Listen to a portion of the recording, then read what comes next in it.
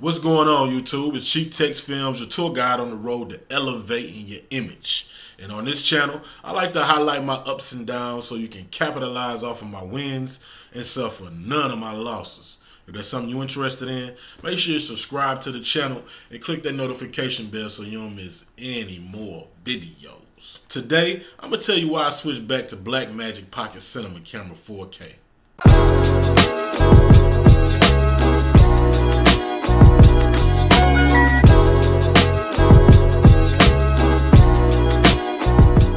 Alright, so the reason I switched back, the main reason is Adobe ProRes. Now, I used a friend's Red Scarlet. Mentally, I've always thought that red footage was way too big to edit on a laptop, especially I got the MacBook Pro. I thought it was too big to edit on the laptop. So I used this Red Scarlet and I got the footage. It edited better than my GH5S 10-bit footage. And I was like, you know, what's going on? You know, I did a little bit more research and figured out that the editing software has issues with codecs that are compressed. So the reason why the red footage edited so smoothly is because it's not compressed. Knowing that, I thought back to myself, like, I used the B-Raw when I had the Blackmagic Pocket Cinema camera the first time, but I really didn't get into Adobe ProRes, so I didn't know how that would edit on my system. The main reason I got rid of the Blackmagic Cinema camera is because it was hard to edit, and I didn't want to use DaVinci. I used Premiere Pro, so it was hard to edit. But knowing the new information that I had from the Red, knowing that the ProRes footage is made for the Macs, I decided to try it out and see what, you know, see how easy it would be to edit on my system versus the H.264 compressed files. And I'm here to tell you it works miracles. Now the B-Raw, it struggles because it's a plug-in that you get for Adobe, and I've had issues with the B-Raw because it's still compressed. It's raw, but it's compressed raw. So I still had issues with that, and that's what turned me off of the camera the first time. But using ProRes, which is a better codec all around, way better than H.264, I was able to edit this footage, no problems, no hiccups. I didn't have a lot of the same problems I had with H.264, so I decided to go back and get the camera now. The Blackmagic Pocket Cinema camera is a nightmare to vlog on, so I think I'm gonna go get me a Panasonic G7 here soon for vlogging and YouTube stuff, and just use this camera as my day-to-day film camera. I'm in love with the footage that's coming out of it. I don't have it built up as big as it should be.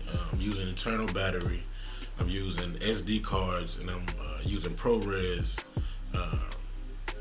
HQ, and I'm just shooting in HD. I'm not shooting 4K, you know. So I just wanted that ProRes footage, and I wanted, and I just, even on the Panasonic GH5S, I just shot HD, man. I'm just getting into HD. It still looks good. People can't tell on their phones. Still crispy. Now, I actually had people tell me my footage was too crispy, so, you know, that's another thing with the Blackmagic Pocket Cinema camera. The first time I felt like the footage was too soft. That's another reason why I got rid of it. I wanted the crispiest footage possible. And that's good for like commercials and stuff like that, but with music videos, you gotta have that softness to it. You know, that's the cinematic aspect, shooting in 24p, getting the blurry frames in between. That's everything that makes a movie look like a movie. And I wanted to get back to that. You know, I was shooting all my performance scenes 4K 60, which is a nightmare to edit. ProRes, H.264, doesn't matter. 4K 60 is a nightmare to edit. So I was doing that, and that's cool. Imagine shooting the whole video flawlessly and then getting back to the editing suite and you can't even get through the footage.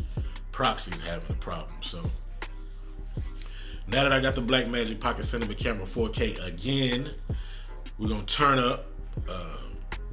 I got an SSD that I'm gonna use, a Samsung T3.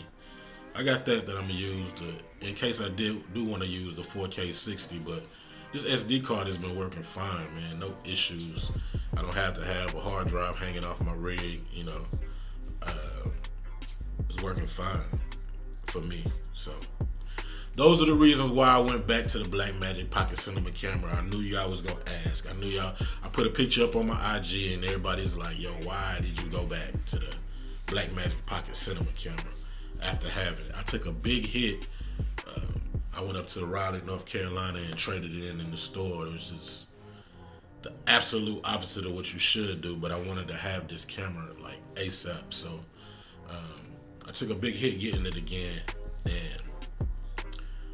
but that's on me though. That's on me. So, but in the future, I'm gonna get my future plans is to get a G7 for the channel. I think that's definitely good enough 4K footage. But my everyday camera, this is my rig, man. This is the rig that I'm riding with from here on out, and I'm loving it. I'm loving it, man. Anyway, man, I'm out, but y'all keep them cameras rolling, man.